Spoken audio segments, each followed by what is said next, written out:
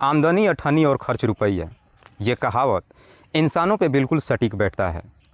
वैसे लोग जिनकी आमदनी कम होती है और खर्चे ज़्यादा बढ़ जाता है, फिर इंसान अपने जीवन को सही पटरी पर लाने के लिए गलत रास्तों का चुनाव कर लेता है, ये जानते हुए भी कि गलत रास्तों पर चलना खतरों से खाली नहीं है। आज की कहानी में भी सेम कुछ ऐसी होता है, जिसकी वजह से ना सिर्फ एक व्यक्ति हमेशा के लिए इस दुनिया को छोड़ के चला जाता है, बल्कि उसके बाद कई लोग सलाखों के पीछे भी पहुंच जाते हैं। वाकई में दोस्तों, आज की जो कहानी है यह आपको भी सोचने और समझने पे मजबूर कर देने वाली है। नमस्कार, आदाब, मैं हसमुदी और आप देख रहे हैं सफ़र क्राइम तक।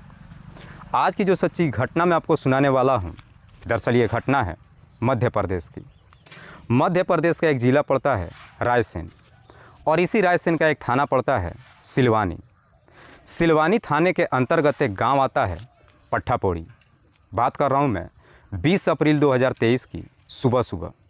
दरअसल पट्ठापोड़ी गांव के एक खेत में एक व्यक्ति का डेड बॉडी पड़ा था। गांव वाले जैसे इस डेड बॉडी को देखते हैं, इस बात की सूचना पुलिस को देते हैं। इधर पुलिस को जैसे ही जानकारी मिलती है, पुलिस अपने टीम के साथ घटनास्थल पर पहुँचती है।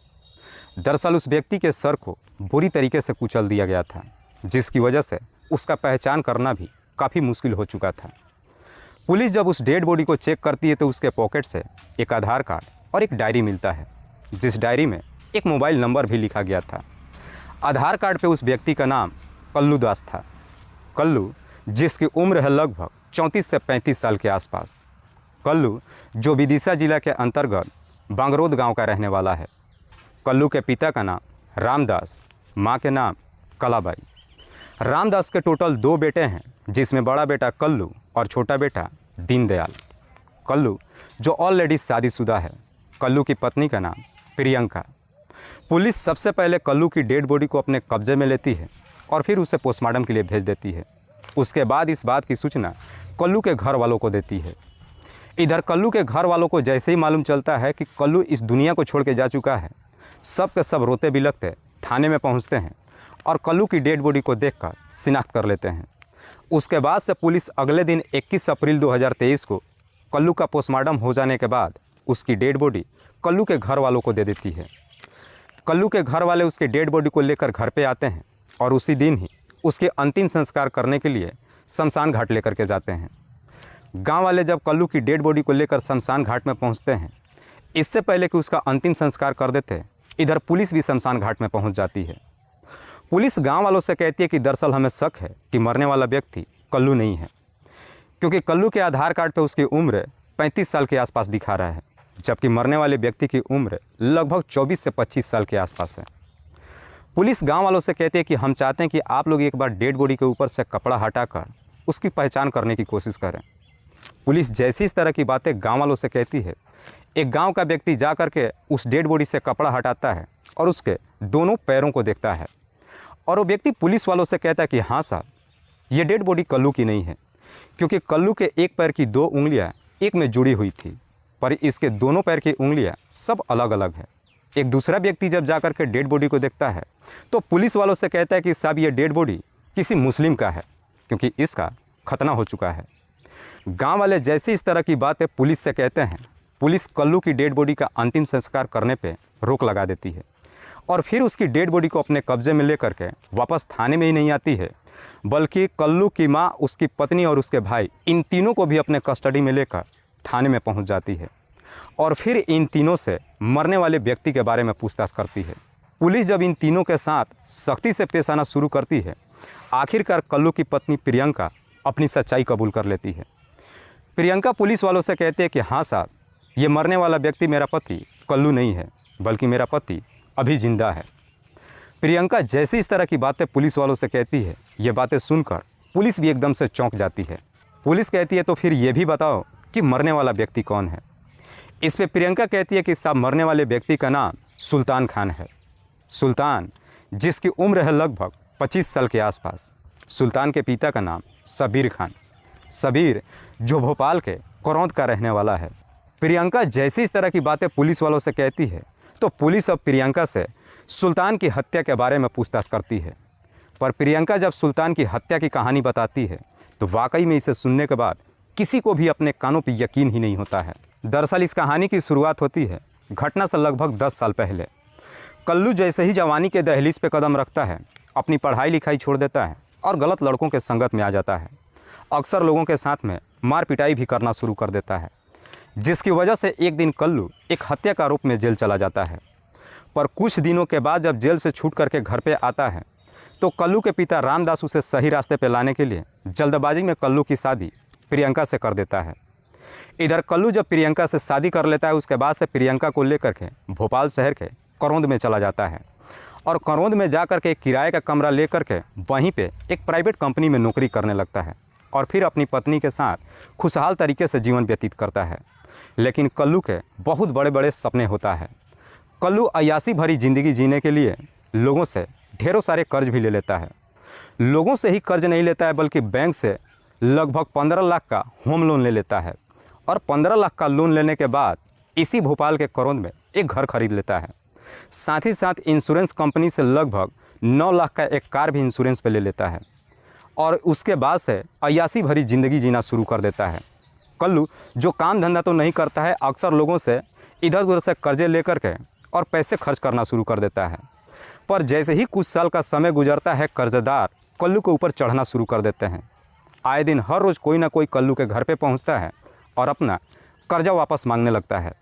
लेकिन कल्लू की हालत बिल्कुल उस व्यक्ति के जैसे हो जाती है जिसकी आमदनी कम होती है और खर्चे ज़्यादा बढ़ जाता है। इधर लोग ही कल्लू से कर्ज वापस नहीं मांगते हैं बल्कि बैंक भी कल्लू को आकर के धमकी देने लगती है कि अगर आपने हमारा लोन नहीं चुकाया तो हम आपके घर की नीलामी कर देंगे। कार कंपनी भी आकर के कल्लू को धमकी देती है कि अगर आपने वक्त पे पैसा नहीं दिया तो हम कार यहाँ से उठा कर लेकर चले जाएंगे। हर व्यक्ति जब कल्लू के ऊपर दबाव डालना शुरू कर देता है, कल्लू का चारों तरफ से रास्ता बंद हो जाता है। अब कल्लू अपने आप को सही पटरी पर लाने के लिए एक दिन अपनी पत्नी से कहता है कि मैं अपनी ज़िंदगी से तंग आ चुका हूँ। दरअसल मेरे पास एक ऐसा प्लान है जिससे मैं सारे कर्ज से फ्री भी हो जाऊँगा और बदले में हमें कुछ पैसा भी मिल जाएगा। जब इस प्लान के बारे में प्रियंका पूछताछ करती है तो कल्लू कहता है कि तुम सबको मिल कर के मुझे मृत घोषित करना पड़ेगा। अगर तुम लोगों ने समाज के सामने मुझे मृत घोषित कर दिया तो मेरे सारे कर्ज भी माफ़ हो जाएगा और तुम लोगों को मेरे नाम पे इंश्योरेंस का लाखों रुपया भी मिल जाएगा। कल्लू जब अपने पूरे प्लान के बारे में अपने पूरे परिवार वालों से बताता है, पैसे के लालच में कल्लू की पत्नी, उसकी माँ और उसका छोटा भाई दीनदयाल सब के सब आ जाते हैं और इसी षड्यंत्र के तहत 19 अप्रैल 2023 को कल्लू अपने घर से निकल जाता है। दरअसल कल्लू जब कुछ साल पहले भोपाल के करौंद में काम करने के लिए आया था तो इसी करौंद के रहने वाला सुल्तान खान से उसकी दोस्ती हो गई थी, क्योंकि कल्लू और सुल्तान दोनों एक साथ ही नौकरी करते थे। 13 अप्रैल 2023 को कल्लू इसी षड्यंत्र के तहत सुल्तान के नंबर पर फ़ोन करता है और कहता है कि मेरा एक जानने वाला उदयपुरा में है, मैं चाहता हूँ कि तुम भी मेरे साथ चलो और वहाँ पे हमें एक बेहतर सी नौकरी मिल जाएगी। इधर सुल्तान भी बेरोज़गार बैठा था। सुल्तान अपनी नौकरी पाने के लिए किसी भी हद तक कदम उठाने को तैयार था। कल्लू जैसे ही अपने पूरे प्लान के बारे में सुल्तान से कहता है, सुल्तान कल्लू के साथ जाने के लिए तैयार हो जाता है। अपने षड्यंत्र के तहत 19 अप्रैल 2023 को कल्लू जब अपने घर से निकलता है तो सुल्तान को भी अपने साथ में ले लेता है। बस अड्डे पर जा कर के दोनों उदयपुरा के लिए बस पकड़ते हैं और उसी दिन ही रात्रि के करीब 9 बजे के आसपास सिलवानी इलाके में जा कर के उतरते हैं। सिलवानी इलाके में जब बस से उतरते हैं, जा कर के एक ढाबा पे खाना खाते हैं। खाना खाने के बाद रात्रि का जैसे ही 11 बज जाता है, कल्लू सुल्तान से कहता है कि इतनी रात को अब हमें उदयपुरा के लिए बस नहीं मिलेगी, लेकिन हमें उदयपुरा तो जाना ही है, क्यों ना हम यहाँ से सड़क के माध्यम से पैदल ही चलते हैं। रास्ते में अगर कोई ट्रक मिल जाएगी, उस ट्रक से हम उदयपुरा चले जाएंगे। कल्लू जैसी इस तरह की बात सुल्तान से कहता है, सुल्तान कल्लू के साथ पैदल चलना शुरू कर देता है। जैसे ही वहाँ से चल कर के पट्ठापोड़ी गांव तक पहुँचते हैं, कल्लू सुल्तान से कहता है कि हम काफ़ी थक चुके हैं, चलो यहीं पे बैठकर कुछ देर तक आराम करते हैं। सड़क के किनारे दोनों काफ़ी देर तक जब बैठते हैं तो कल्लू अपने षड्यंत्र के तहत सुल्तान से कहता है कि अगर हम यहाँ पे काफ़ी देर तक बैठे रहेंगे और अगर किसी ने हमें देख लिया तो वो हमें चोर समझेंगे, क्यों ना हम बगल नीचे चल कर के खेतों में थोड़ी देर आराम कर लेते हैं, उसके बाद से यहाँ से चल पड़ेंगे। जैसे ही कल्लू इस तरह की बातें सुल्तान से कहता है, सुल्तान कल्लू के साथ वहाँ से रोड से नीचे खेत में उतर जाता है और वहाँ पे जाकर मूंग के खेत में दोनों थोड़ी देर के लिए लेट जाते हैं और लेट करके दोनों एक दूसरे से बातचीत करते हैं। लेकिन पैदल चलने की वजह से सुल्तान काफ़ी थक चुका था। दोनों जब एक दूसरे से बातचीत करते हैं, बातचीत करते करते सुल्तान को गहरी नींद आ जाती है। लेकिन इधर कल्लू को अपने षड्यंत्र को अंजाम देना था, जिसकी वजह से उसकी नींद काफ़ी कोसों दूर थी। सुल्तान जैसे ही गहरी नींद में सो जाता है, कल्लू एक गमछा लेकर के सुल्तान के गले में लपेट कर तब तक जोर से खींचता है जब तक सुल्तान की सांसें नहीं रुक जाती है। सुल्तान जैसे इस दुनिया को छोड़ के चला जाता है, उसके बाद से कल्लू एक भारी पत्थर उठाता है और उसी पत्थर से सुल्तान के चेहरे को बुरी तरीके से कुचल देता है। और फिर कल्लू अपने आप को मृत घोषित करने के लिए अपना आधार कार्ड एक डायरी में अपना नंबर नोट करके सुल्तान के जेब में डाल देता है और वहाँ से मौके से फरार हो जाता है। वाकई में प्रियंका जब ये पूरी कहानी पुलिस वालों को बताती है, पुलिस प्रियंका से उसके पति कल्लू के बारे में पूछताछ करती है। कल्लू के बारे में जब पूछताछ करती है, आखिरकार प्रियंका मजबूर होकर अपने पति का पता बता देती है। प्रियंका जैसे ही लोकेशन बताती है, पुलिस प्रियंका के ही बताए लोकेशन पर जा कर के कल्लू को भी अपने कस्टडी में लेकर आती है। फिलहाल पुलिस ने इन तमाम आरोपियों को अपने कस्टडी में लेकर इन सब पे गंभीर धाराओं में मुकदमा दर्ज करके जेल भेज दिया है। दोस्तों, इस पूरी घटना के बारे में आप क्या सोचते हैं? आप अपनी राय हमें कमेंट बॉक्स में ज़रूर दीजिएगा। तब तक के लिए जय हिंद, जय भारत।